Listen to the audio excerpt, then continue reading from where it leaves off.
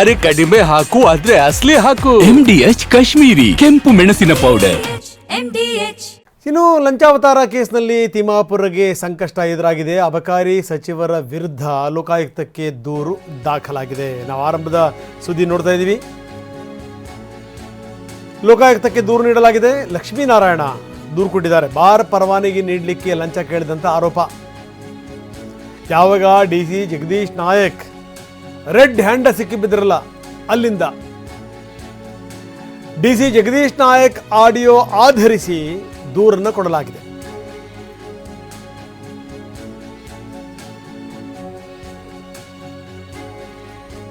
ಅಬಕಾರಿ ಸಚಿವರ ವಿರುದ್ಧ ಲೋಕಾಯುಕ್ತಕ್ಕೆ ದೂರು ಸಲ್ಲಿಕೆ ಆಗಿದೆ.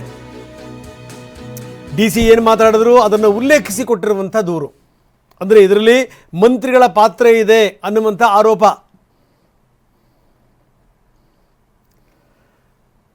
ಎಲ್ಲ ಸುತ್ತಾಕಿ ಈಗ ಮಂತ್ರಿಗಳ ತನಕ ಬಂದಿದೆ. ಯಾಕಂದರೆ ಒಬ್ಬ DC ಈ ರೀತಿ ಲಂಚ ಕೇಳ್ತಾರೆ ಅಂತಂದರೆ, ಡಿಮ್ಯಾಂಡ್ ಮಾಡ್ತಾರೆ ಅಂದರೆ ಅದರಲ್ಲಿ ಯಾರ್ಯಾರಿಗೆ ಕೊಡಬೇಕು, ಏನು ಎತ್ತ ಅನ್ನುವಂಥ ಮಾತುಕತೆ ಆಗಿದೆಯಾ, ಇದೆಲ್ಲದರ ಬಗ್ಗೆ ಕೂಡ ಚರ್ಚೆ ಬರುತ್ತೆ. ಅಂತಂದರೆ ಏನಿದ್ರ ಅರ್ಥ, ಏನು ನಡೀತಾ ಇದೆ ಅಂದರೆ ಕೆಳಗಿನವರಿಂದ ಹಿಡಿದು ಮೇಲಿನವರ ತನಕ ಲಂಚದ ದುಡ್ಡು ಹೋಗುತ್ತಾ, ಇದ್ರ ಬಗ್ಗೆ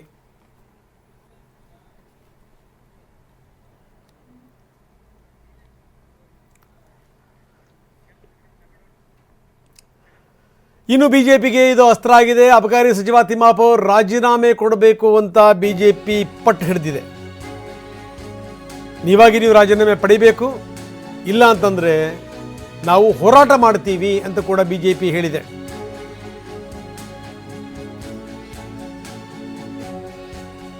ಮೊದಲು ಕೂಡ ಆರೋಪ ಕೇಳಿಬಂದಿತ್ತು. ಈಗ ಮತ್ತೊಂದು ಸರಿ BJP ಗಂಭೀರ ಆರೋಪ ಮಾಡಿದೆ.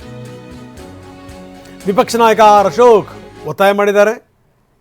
ಆದಷ್ಟು ಬೇಗ ತಿಮ್ಮಾಪುರ್ ರಾಜೀನಾಮೆ ಪಡಿರಿ ಅನ್ನುವಂಥದ್ದು ಅವರ ಒತ್ತಾಯ.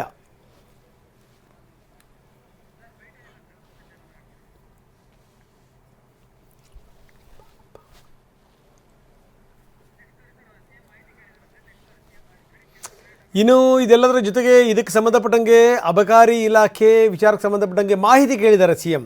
ಇದರ ಬಗ್ಗೆ ವಿವರ ಕೊಡಿ ಅಂತ ಕೇಳಿದ್ದಾರೆ. ಸಚಿವ RB ತಿಮ್ಮಾಪುರ್ ಬಳಿ ಸ್ಪಷ್ಟನೆಯನ್ನೂ ಕೂಡ CM ಕೇಳಿದ್ದಾರೆ. ಇಲ್ಲೇನಾದರೂ ಈ ಲಂಚದ ಪ್ರಕರಣ ಆಗಿದೆಯಾ, ಇದಕ್ಕೆ ಸಂಬಂಧಪಟ್ಟಂಗೆ ಮಾಹಿತಿ ಕೊಡಿ. CL7 ಲೈಸೆನ್ಸ್ ಕೊಡಲಿಕ್ಕೆ ಲಂಚಕ್ಕೆ ಬೇಡಿಕೆ ಇಟ್ಟಿದ್ರು ಅಧಿಕಾರಿ.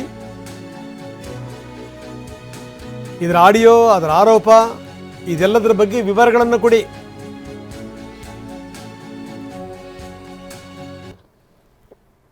ಸ್ಪಷ್ಟನೆ ಕೊಡುವಂಥ ಸಂದರ್ಭದಲ್ಲಿ ಅಧಿಕಾರಿಗಳ ಮೇಲೆ ಹಾಕಿದ್ದಾರೆ ತಿಮ್ಮಾಪುರ್. ನಮ್ಮದೇನು ಪಾತ್ರ ಇಲ್ಲ ಇದರಲ್ಲಿ, ಅಧಿಕಾರಿಗಳೇ ಇದಕ್ಕೆ ಹೊಣೆ ಅನ್ನುವಂಥ ರೀತಿಯಲ್ಲಿ ತಿಮ್ಮಾಪುರ್ ಹೇಳಿರೋದು. ಹೀಗಾಗಿ ಇದಕ್ಕೆ ಸಂಬಂಧಪಟ್ಟಂಗೆ ಎಲ್ಲ ವಿವರಗಳನ್ನು ಕೊಡಿ ಅಂತ CM ಕೇಳಿದ್ದಾರೆ.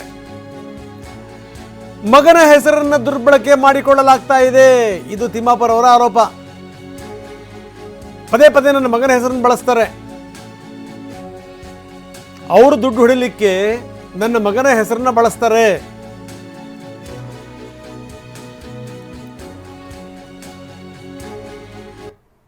CMಗೆ ಉತ್ತರ ಕೊಟ್ಟಿದ್ದಾರೆ ತಿಮ್ಮಾಪುರ್. ಅನಗತ್ಯವಾಗಿ ನನ್ನ ಮಗನ ಹೆಸರನ್ನ ಬಳಸಿಕೊಳ್ಳಲಾಗ್ತಾ ಇದೆ.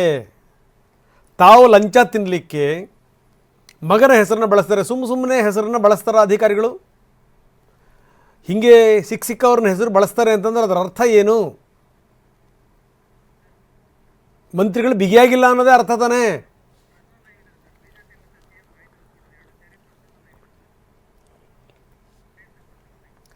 ಬನ್ನಿ, ನಮ್ಮ ಪ್ರತಿನಿಧಿ ಪ್ರಸನ್ನ ಈಗ ನಮ್ಮೊಂದಿಗೆ ನೇರ ಸಂಪರ್ಕದಲ್ಲಿದ್ದಾರೆ. ಪ್ರಸನ್ನ, ಏನು ನಡೀತಾ ಇದೆ? ಒಂದಾದ ಮೇಲೊಂದು ಅಸ್ತ್ರಗಳು BJP ಸಿಗ್ತಾ ಇವೆ. BJP ಅದನ್ನು ಎಷ್ಟರ ಮಟ್ಟಿಗೆ ಝಳಪಿಸುತ್ತೆ, ಎಷ್ಟರ ಮಟ್ಟಿಗೆ ಪರಿಣಾಮಕಾರಿಯಾಗಿ ಅದನ್ನು ಜನರಿಗೆ ಮುಟ್ಟಿಸುತ್ತೆ ಪ್ರಶ್ನೆ ಬೇರೆ.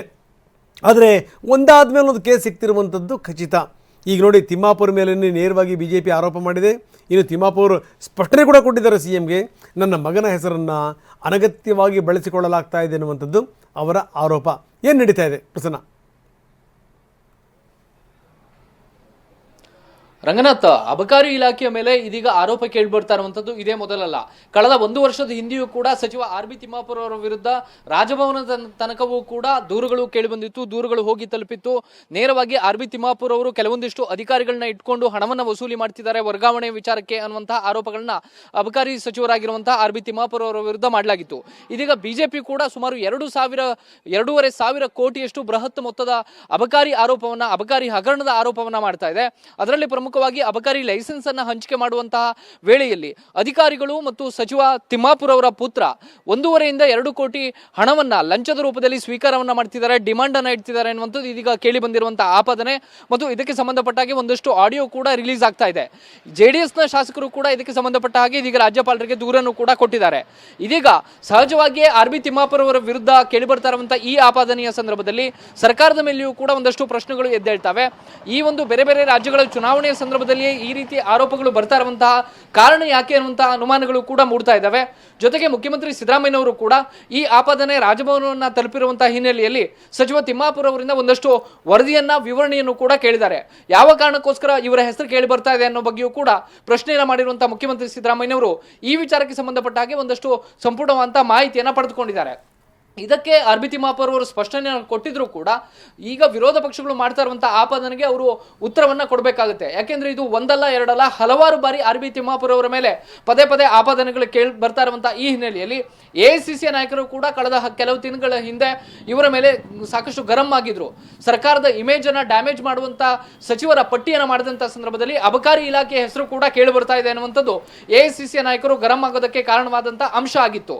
ಇದೀಗ RB ತಿಮ್ಮಾಪುರ ಅವರ ಮೇಲೆ ಕೇಳಿರುವಂತಹ ಮತ್ತು ಅವರ ಕುಟುಂಬಸ್ಥರು ಭಾಗಿಯಾಗಿದ್ದಾರೆ ಎನ್ನುವಂತಹ ಈ ವಿಚಾರದಲ್ಲೂ ಕೂಡ ಇದೀಗ ಸ್ಪಷ್ಟನೆಯನ್ನು ಕೊಡಬೇಕಂತ ಒಂದು ಅನಿವಾರ್ಯ ಪರಿಸ್ಥಿತಿ ಸೃಷ್ಟಿಯಾಗ್ತಾ ಇದೆ.